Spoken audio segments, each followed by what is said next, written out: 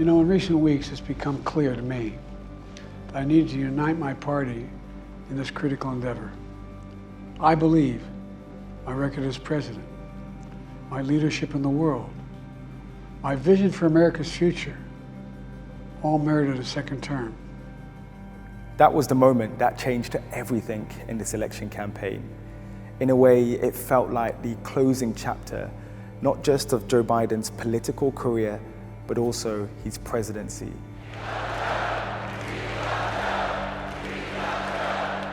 Joe Biden's the most consequential president of our generation. He has meant fairness and justice, liberty and justice for all. Joe Biden is an amazing president. His policies have helped us build 2 of the largest battery plants on planet Earth in Kentucky. A great president, he deserves our praise. You know Joe Biden personally. Yes. What do you want to say to him? We love you, Joe. You transformed our country forever, and as a result, we're healthier, we're more prosperous, and he left a legacy of accomplishment that is really almost impossible to match. It was a very tough decision for him. He made the decision, but at the end, he made the decision based on what he thinks is best for America, is best for others, not what's best for him. So I've decided the best way forward is to pass the torch to a new generation. Not only had he lost the confidence of his party, but he was backed against the wall and forced to quit his campaign. There's been a lot of speculation lately. What's Joe Biden going to do? Is he going to stay in the race? Is he going to drop out? Here's my answer. I am running, and we're going to win. You could feel just how desperate he was, and he was defiant until the very end. But shortly after that moment, he made what was a historic decision by any American president in modern history.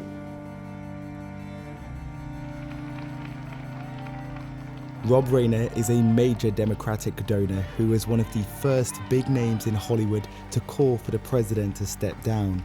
He's the director of iconic films like When Harry Met Sally and A Few Good Men.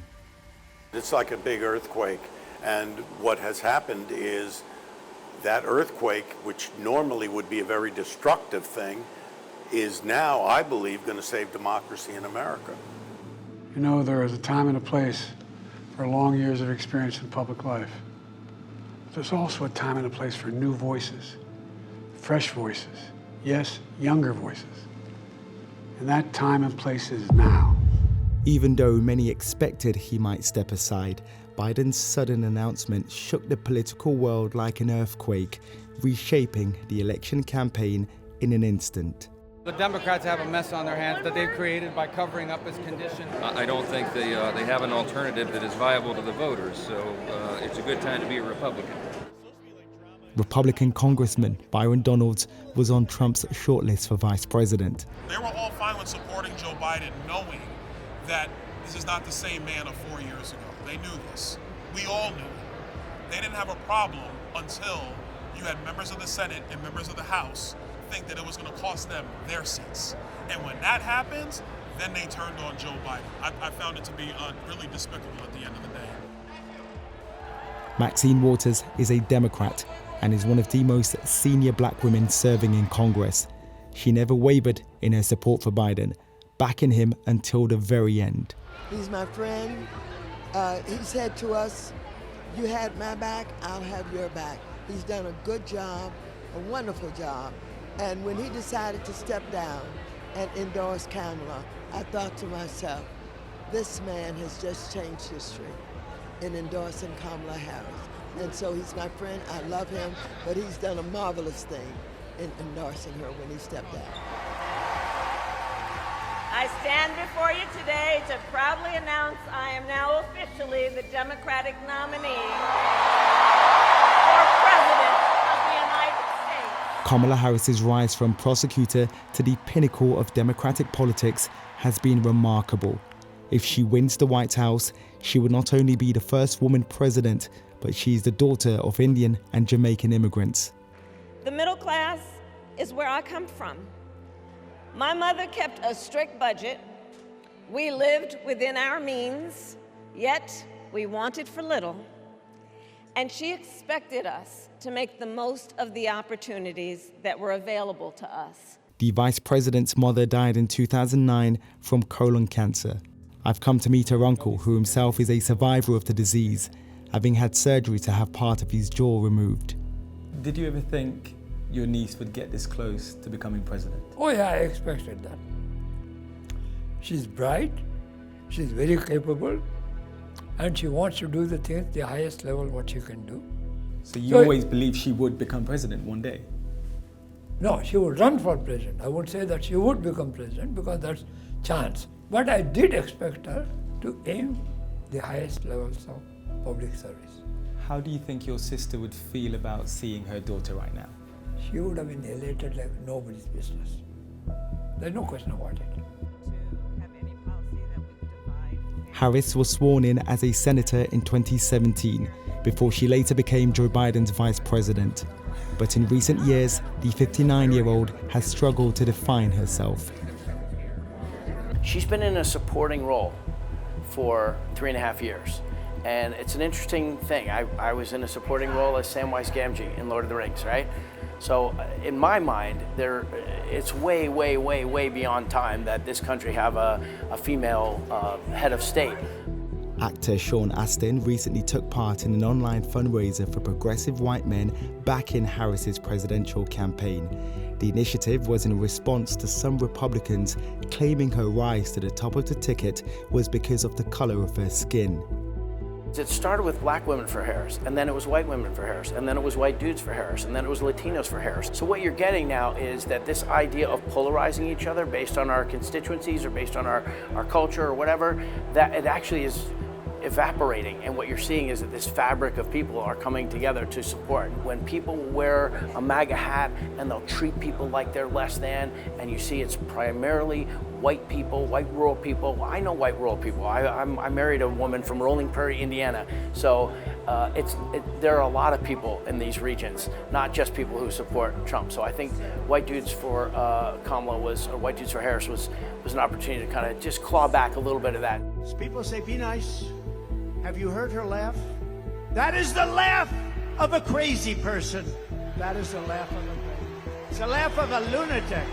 And nobody lies like her. She's a liar. She makes up crap. The tight race between Trump and Harris has in recent weeks become increasingly unpleasant. The former president's criticism of his opponent's biracial heritage has been met with accusations of racism by her supporters. She was always of Indian heritage, and she was only promoting Indian heritage. I didn't know she was black until a number of years ago when she happened to turn black, and now she wants to be known as black. We're seeing misogyny and racism addressed.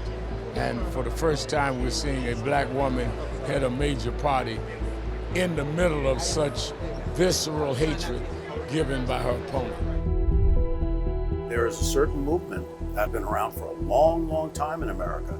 It's racist, it's misogynistic, and it wants America to be a white Christian nation. That's what it wants, and they see in Donald Trump a vessel that they can pour their grievances in and get what they want, hopefully.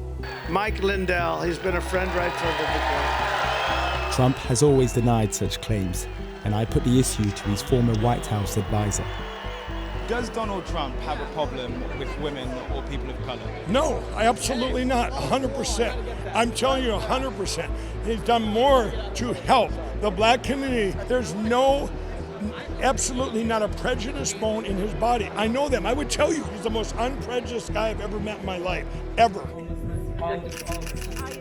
How do you feel about her critics and opponents who often attack her by saying things like she doesn't deserve the nomination?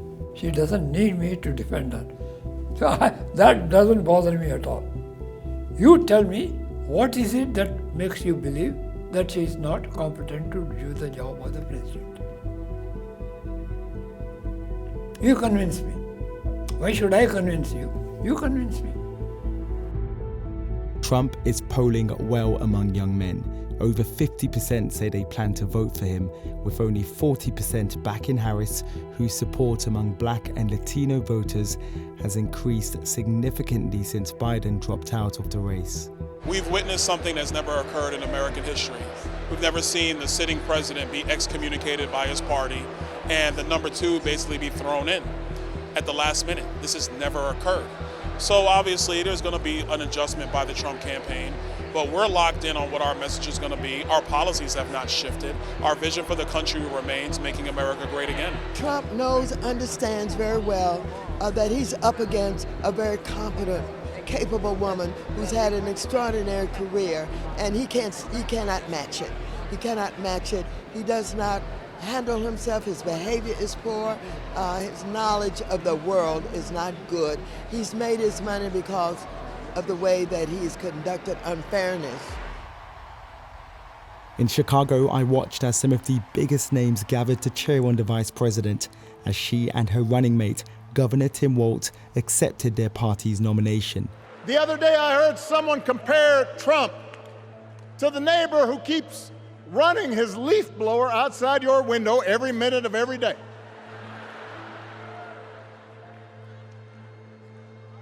Now, from a neighbor, that's exhausting. From a president, it's just dangerous.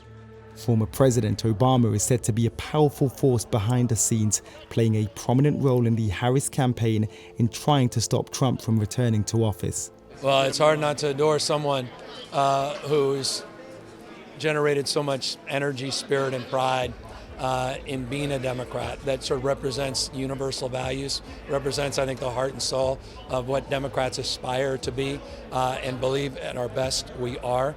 We're a party that doesn't tolerate our diversity. We celebrate our diversity. We recognize we're all better off, and we're all better off. He speaks to hope and optimism and change. I think those are universal values, and he does it more effectively and eloquently than any modern American political leader, certainly in my lifetime. He's battled through dozens of criminal charges over the past 2 years and is even set to be sentenced in the coming weeks. And what I saw at the Republican National Convention was an unstoppable man with a party united behind him. Right now we have a lot of weakness, and we're seeing what bad actors do, whether it's Russia, Iran, China. So President Trump exhibits strength. We had no wars when Trump was president. Let's get back to that. Trump announced J.D. Vance of Ohio as his pick for vice president. The senator, though, has sparked backlash for his controversial views on women and abortion rights. But those close to him insist he still has the confidence of the former president. I think J.D. Vance really embodies the American dream, and I know he feels so as an inspirational and aspirational figure in American politics, coming from a very humble background, being able to achieve so much.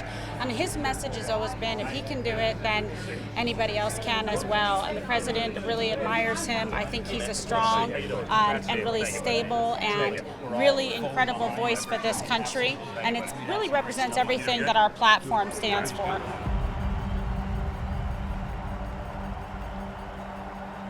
On July 13th, at this rally in Butler, Pennsylvania, a gunman on a nearby roof tried to assassinate Donald Trump.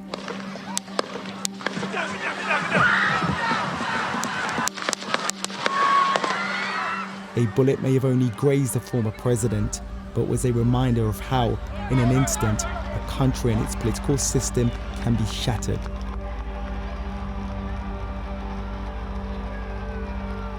I was praying I just kept praying, God, please, please save him, please save him. I got a text that he had been shot, and he's a friend of mine. That was all I felt. I was just, he goes, and they thought he was dead, because this is as I was landing. So all I got was text, and I'm screaming, crying. This was a friend, a close friend of mine now, that we've grown over the last 3 years. And then when we landed, a text kept coming in, but I see one text say, he put his arm up and said, fight, fight, fight.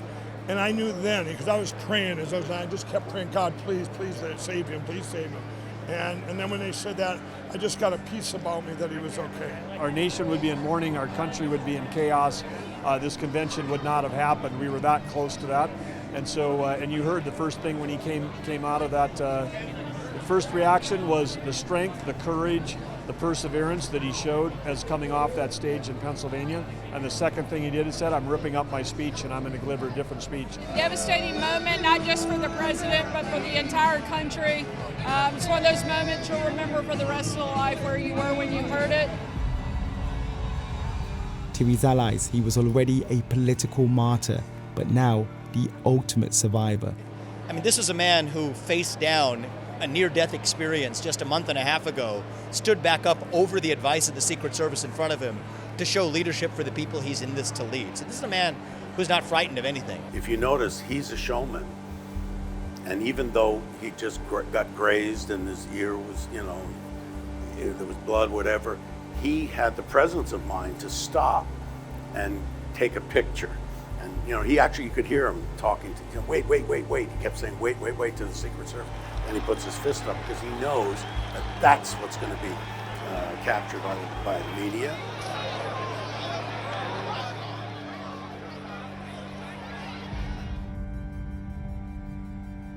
The strength of Donald Trump can never be called into question. He was almost assassinated, and he survived that attempt, and he's coming back stronger.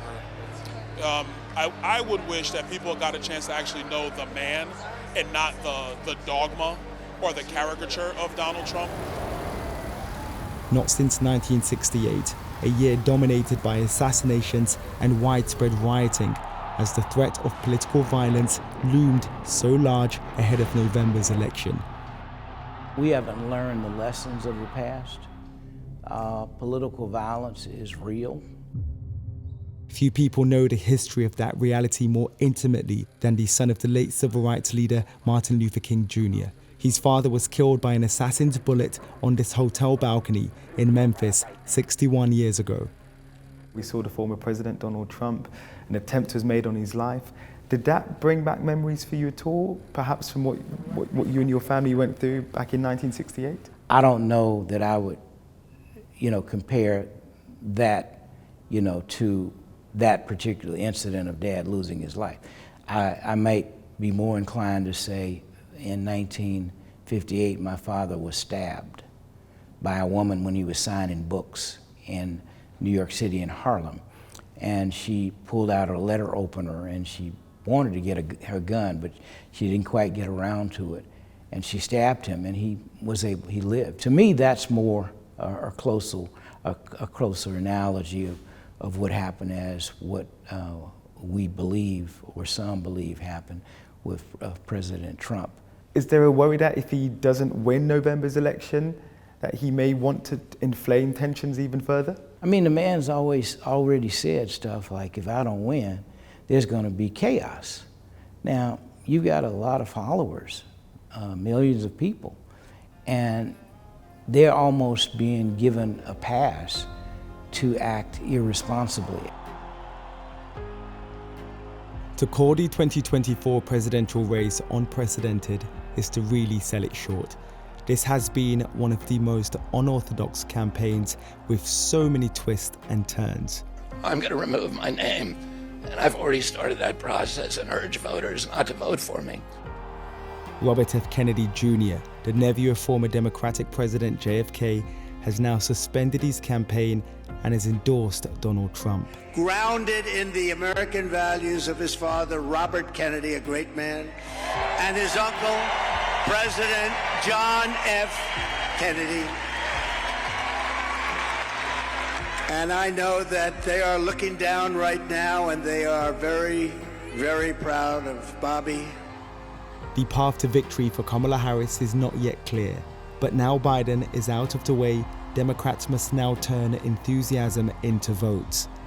In being the first female of color who's the vice president, and now stepping into the shoes or creating her own shoes or her own footprints for being the presidential nominee, and hopefully, we get her past and through that finish line to be the first woman of color to be the president of the United States of America. So I think that is what this entire movement is about, and this energy that we're all feeling right now.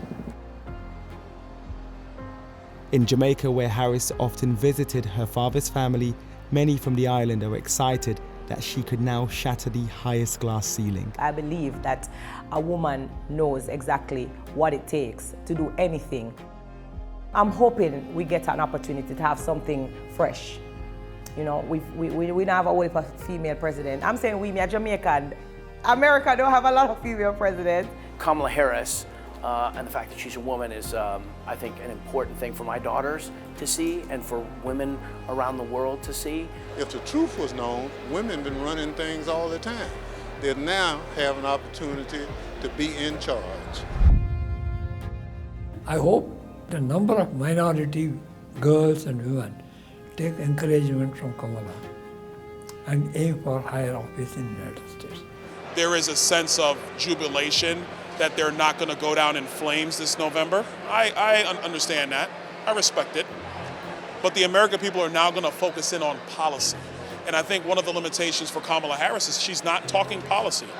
67 days from now, we're going to win Pennsylvania. We're going to defeat Comrade Kamala Harris. Did you see her? Listen, I love the guy. I've been friends with him for a long time, and he's a really good guy, and he loves this country, and he wants what's best for this country. That's who you want in a president. Joe Biden's age, which was his biggest vulnerability, has now become a major problem for Trump, who is 78 years old. 2 days ago, I turned 78, the oldest man in my family for 4 generations. And the only personal vanity I want to assert is I'm still younger than Donald Trump. Now, what it really says is that the significant, or a percentage of America, really didn't want either candidate. Didn't want President Trump, did not want President Biden. And not because, in the Biden case, not because he had not done a good job. We must remember President Biden said, I'm only going to be a bridge. And then he decided to run. This is going to be a tight race until the very end, okay? So let's not pay too much attention to the polls because we are running as the underdog. America, we're not turning back to Donald Trump. We're moving forward with Kamala. And I do think that she will be the winner.